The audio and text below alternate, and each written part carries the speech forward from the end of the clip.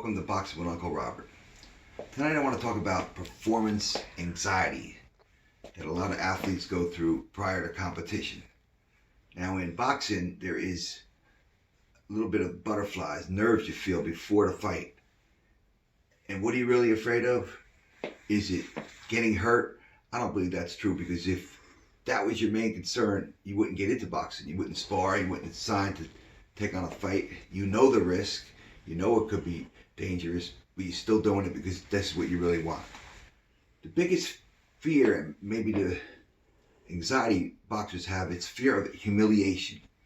You're getting up there in front of all those people, you want to perform well. You don't want to let anyone down, maybe your friends or family that's supporting you. You don't want to run out of gas and maybe get tired during the fight, get outclassed, outboxed, just not look well with skill. Maybe even have the referee stop the fight early. You don't want this to happen, or you get knocked down.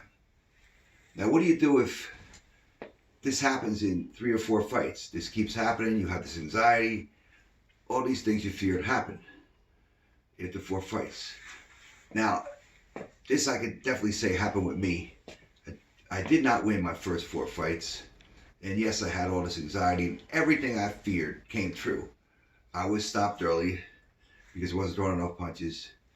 That was tough to deal with.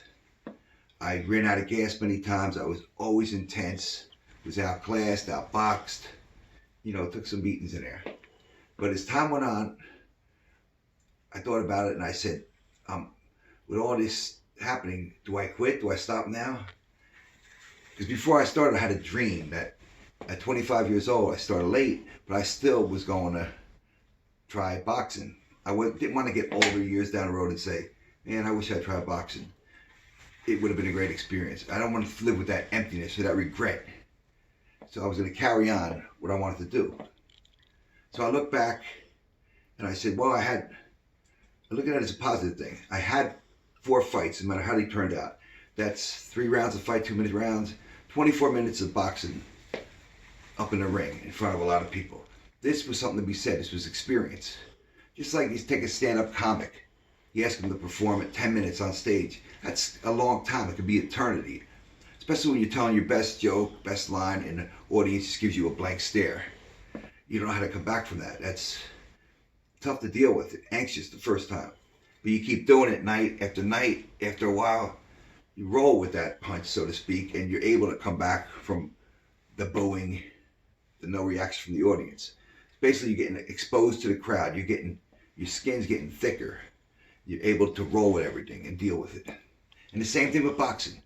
You're up there, got a lot of pressure on you to do well.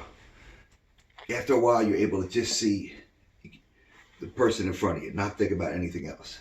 That takes experience. It takes a little time, and it'll happen. So at that point, when I made a comeback a year later, I said, this time it's going to be different. I'm going to relax. Everything I did wasn't successful. I wanted to do the opposite. So I learned how to relax, not take myself so seriously, not be intense and try to get the knockout. Just be and enjoy myself. That was important to me. And I was able to roll with the punches more, preserve my energy, not care about doing good, just having fun. So with all that pre-fight fears I had, it came true. It happened. And even though the worst happened, you could still be successful. You got to remember that.